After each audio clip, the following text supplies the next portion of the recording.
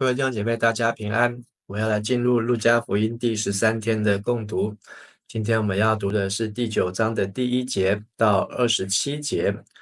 我们在路加福音的第9章可以看到，已经进入到耶稣第3年的服事。但路加福音在耶稣第3年的服事记载的很短哦，只有用不到一章的篇幅来记载。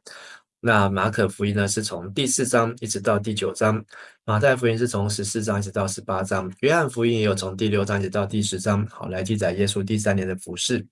那可见路加在这一年耶稣的第3年的服事呢，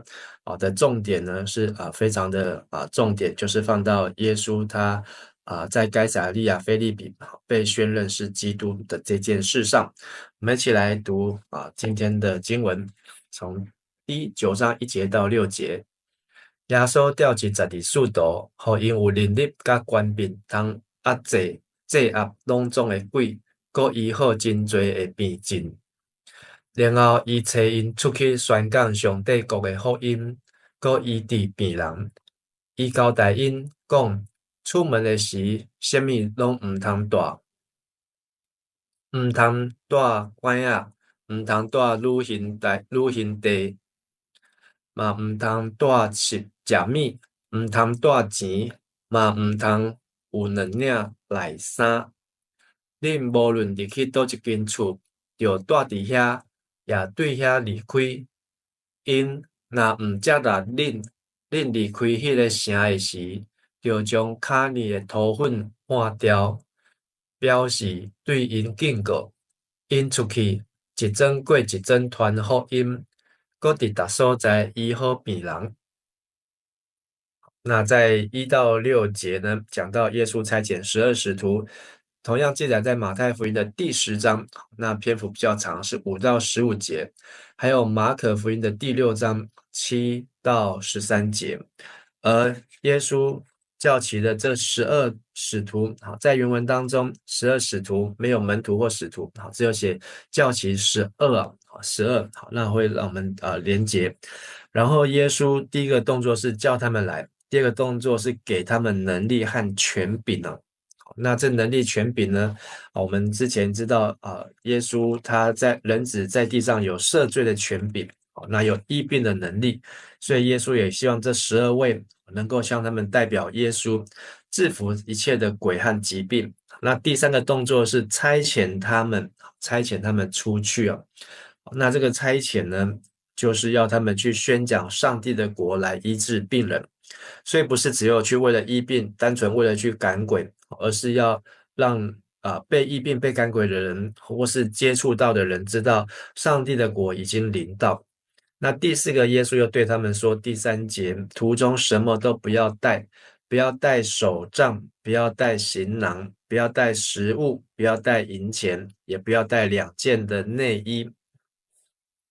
那而且呢，无论进哪一家，就住在那里，也要从那里离开。不接待你们的，你们离开那城的时候，要跺掉你们脚上的尘土，证明他们的不是。所以耶稣吩咐门徒这12位呢，所做的事情是一个特殊的经历。这个特殊的经历跟一般差遣耶稣门徒70个学生出去不一样的，是耶稣他有刻意的要让这些门徒在用最少的资源当中去凸显、去彰显是神的大能同在。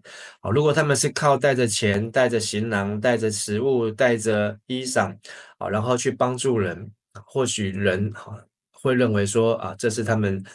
使徒们他们有得到的供应。但是如果他们什么都没有带，却能够去医病，却能够去赶鬼，去宣讲上帝的国临到，那对这些人来讲，这真的就是他们会深深的感受到是上帝的同在。我们继续来看7、8、9节。加利利分封的王希律听到所发生一切的代志，心内非常不安，因为有人讲施洗者约翰已经对死人中搁活，嘛有人讲以利亚有出现，搁有人讲古早的一个先知有搁活。希律讲约翰我已经甲伊斩头到安尼我听恁在讲这个到底是什么人，伊就要爱见耶稣。所以透过这12门徒他们出去传道的工作呢，其实相信也不是只有这12门徒因为我们昨天看到第8章，耶稣渡船到加利利海的东岸，治好葛拉森被鬼附的人，耶稣也要这个被鬼附的人，叫做群，叫做军团，他在加利利湖的东岸，也要为耶稣来做见证，传扬耶稣所做的事情。以至于呢，这12个门徒呢，把耶稣所做的事情放大。那这个12使徒出去的时候呢，马可福音也有记载，他们出去的时候是两个出去，所以他们是有6条路线，6条路线，加上其他的，曾经被耶稣所医治的，被耶稣所释放的。那以至于呢，希律分封王都听见耶稣所做的事情。那这时候施洗约翰已经被斩头相关的记载可以看到马太福音14章或是马可福音第6章的说明更完整但是这个时间点呢，就是耶稣传道的第3年，希律呢也想要见耶稣，因为他想要见耶稣呢，是因为有人在传是以利亚显现，耶稣是以利亚，也有人说耶稣是古时候的先知复活了。也有人说是施洗约翰复活了，所以以至于呢，希律很想要见一见这位耶稣到底是谁，是施洗约翰，是以利亚，还是古时候的先知？那接着第10节一直到17节，使徒回来耶稣遐，将因所做的代志拢甲伊报告，耶稣就敢若带因退去一个叫做伯赛大的城。群众一个知就缀伊去，耶稣欢迎因，讲上帝国的事，互因听，佮医好遐个需要医治的人。入要暗的时，耶稣12个使徒来甲耶稣讲，请甲群众解散，通互因去附近的庄舍找食物较大的所在，因为咱伫遮偏僻，无人住。耶稣甲因讲，恁互因食。因讲。咱只有5块饼、2尾鱼，若无去买，哪有够通互遮济人食？伫遐差不多有5000个查甫人，耶稣就对门徒讲，叫因分组坐落去，逐组差不多50个人。因照安尼做，叫众人拢坐落去。耶稣摕迄个5块饼、5个饼甲2尾鱼，天感谢。尾掰开，摕互门徒去分互群众，大家拢食到饱。门徒将所剩的喙屑仔拢捡起来，拢总满12拿。那这是五饼二鱼的神迹，是4福音当中唯一都有记载的一个神迹，除了耶稣复活之外，如果4个福音都有记载的一个神迹，就是五饼二鱼。马太福音是记载在第14章，马可福音记载是第6章，约翰福音记载是第6章，路加福音记载是第9章。那五饼二鱼的神迹的时间点来判断呢，就是在耶稣传道的第3年。而这个五饼二鱼的神迹呢，所带出来的果效呢，是在后面我们可以看到，在耶稣传道的第3年，那从这个5000人吃饱，然后走在海面上论洁净之礼，医治迦南妇人，然后后面还有使4000人吃饱，然后呢，接着就是彼得认耶稣是神的儿子，是基督然后耶稣也因为他的身份被指出来之后，首次来提说遭害的事情。后面是登山变相，医治癫痫的孩子。那约翰福音有讲到活水江河赦免新妇人，医生来瞎眼的人，还有论到好牧人跟耶稣过修殿节。所以这是在第3年。那路加福音从这些资料当中，他只有取了使5000人吃饱。还有就是耶稣认他是神的儿子，还有后面耶稣预言他要遭受难，还有复活。那还有讲到就是这个登山变相跟医治癫痫的孩子所以这个是在路加福音的重点浓缩。而五饼二鱼的神迹，我相信我们都很清楚。那也知道这个过程，特别在约翰福音，也提出这个五饼二鱼呢是安德烈彼得的弟弟，他带了一个小朋友，来见耶稣，所以这五饼二鱼是从他来的。那这发生在加利利附近的伯赛大城啊，伯赛大城的意思是鱼之家，鱼的家，所以这个地方就是很适合来捕鱼。那三卷福音书，约翰福音比较特别记载是在五饼二鱼神迹之后，耶稣继续有一段对话，讲到他就是生命的粮啊，生命的粮，而且呢讲到说耶稣的血，他的肉是真的可以吃，他的血是真的可以喝，吃我肉喝我血的人藏在我里面，我也藏在他里面。好，但因为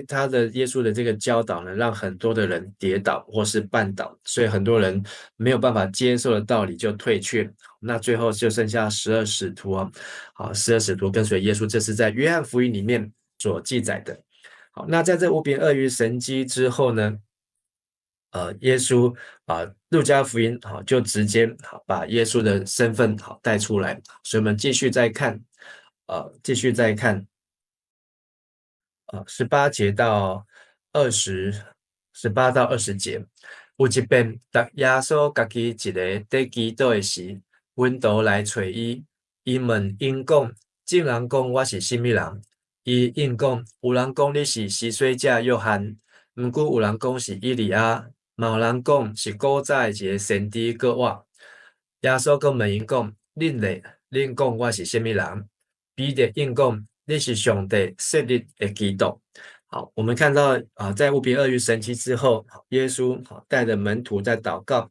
其实这个地方呢，我们从马太跟马可就知道，他们是来到了该撒腓利比的境内啊。其实在加利利海的再更北边，在更北边的地方。到那地方，耶稣也做了一个市场调查，说你们去传福音，你们去接触的人，而人的口中所说的耶稣是谁？大家的回答跟我们刚才看到的希律王的听到的传闻也是一样的。有人说是以利亚，有人说是施洗约翰，有人说是古时候先知。所以路加在这边做个对照，就是耶稣的名声呢，已经在各个地方、各个阶层，使人听到的都是差不多的。但是呢，这时候耶稣就是来一个期末考，或是期中考。耶稣问你们说人子是谁？你们说我是谁呢？彼得率先回答：你是上帝所立的基督。原文是你是上帝的基督。这个基督呢，就是希伯来文的弥赛亚。弥赛亚，而这个弥赛亚的意思呢，就是受膏者。所以你是上帝的受膏者。所以彼得呢回答出了正确的答案。耶稣是基督，耶稣就是那位受膏者。所以这也是耶稣他3年传福音到这个时候呢的一个转折点。因为耶稣的身份，他都过去叫人家不要把他的事情说出来，因为他要透过传道的方式，让人来认出上帝在圣经当中所说的那位弥赛亚来到，而不是耶稣自己嘴巴里面说，我就是弥赛亚，你们要来相信我。没有，耶稣是要人自己去发现，去对照，去寻求上帝的话。而他的学生彼得率先的来认出耶稣是基督啊，耶稣是基督，是弥赛亚。我们再继续看21到27节，耶稣命令因唔通对人讲起这个代志就是耶稣是基督的事情。伊讲人主一定要受真多苦难，互长老、祭司长、甲经学教师拒绝，搁互人害死。第3日，上帝为何伊告我？耶稣搁对众人讲：要缀我的人，就否定家己，逐日拿家己的十字架来缀我，因为要救家己的性命的，为丧失性命；为着我的缘故丧失家己的性命的，以为救着性命。人得到全世界，煞丧失家己，也是毁灭家己，有甚物利益？对我甲我的话感觉见笑的人，人主伫伊家己甲爸以及信天使因根中来临的时，嘛会因为这个人感觉见笑。我实在甲恁讲，徛伫遮的人有的还未死以前，未看见上帝国。那耶稣被彼得认出是基督，是弥赛亚，所以在马太16章、马可第8章都有同样记载这样的转折，就是从那日起，从那个时候起，耶稣开始预言自己要受难和复活。好，那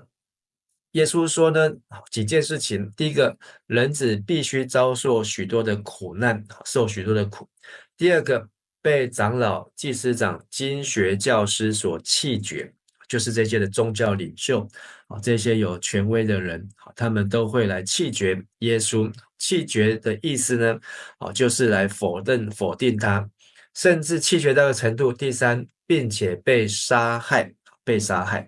所以耶稣也很明显的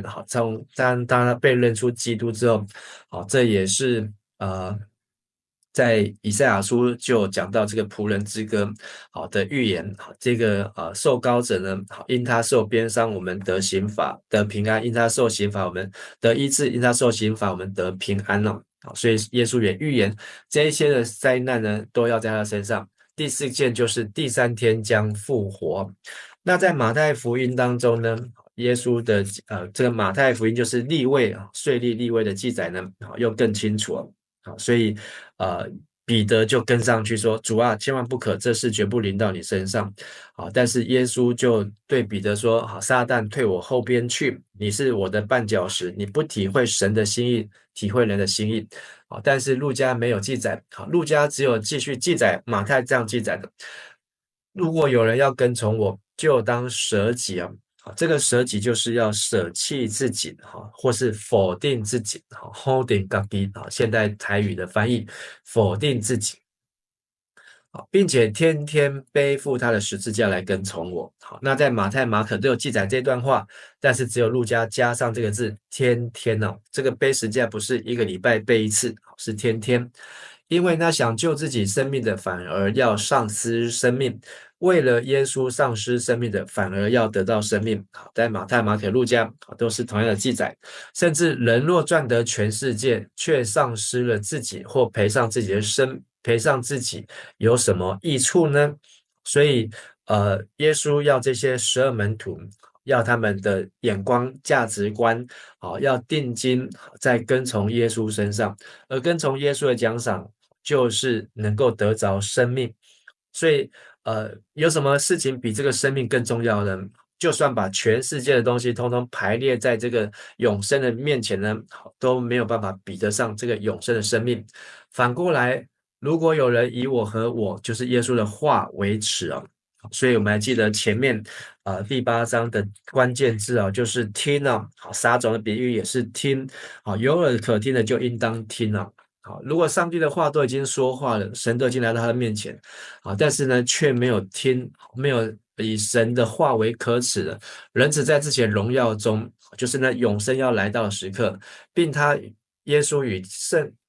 他父亲与圣天使的荣耀中来临的时候，也要以他为耻把这个人当作可耻的。所以耶稣宣告，他郑重的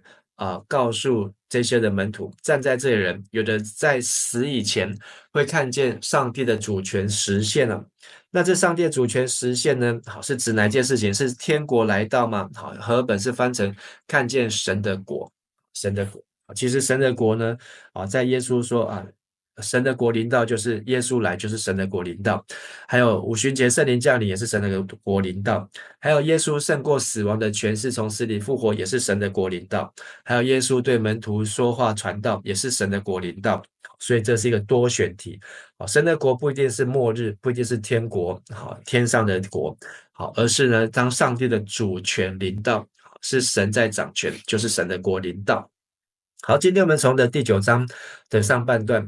看见耶稣差遣这12位门徒，而这12位门徒呢，他们忠心的来传道，以至于呢，能够在短短的时间，希律王也来听见耶稣的风声。再透过5饼2鱼的神迹，那这5饼2鱼的神迹呢，让这些人们呢，能够从听到结出种子，能够落在好土里面，能够持守的心，忍耐的结出果实。所以呢，让耶稣基督，耶稣跟基督的这个形象呢，都结合在一起。所以当耶稣带门徒去到该撒利亚腓立比的时候呢，彼得在那边宣告，耶稣就是基督。当耶稣基督的身份被确定之后呢，耶稣接下来第3年的服事就要告一段落，要进入最后半年的服事，就是这个十字架的道路。但是走这条十字架的道路呢，耶稣已经提早预告，要跟从我就当舍己，否定自己，背起十字架来跟从。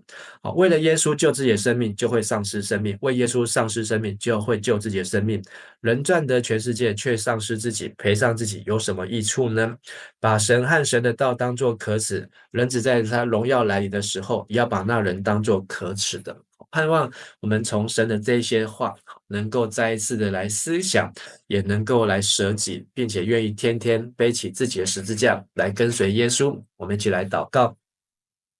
谢谢主耶稣，你呼召我们，让我们能够听见你的话。谢谢主耶稣，你也拣选我们，让我们有机会能够向这些的使徒学生来宣扬你的话。也谢谢主耶稣，让我们能够知道主耶稣就是神所立的基督，是弥赛亚，是神的国，要在这地上掌权的君王。恳求主，让我们再一次看见准确的认识主耶稣，并且把耶稣当作这一生最美好的祝福和礼物，让我们愿意舍己否定自己，并且来把耶稣看为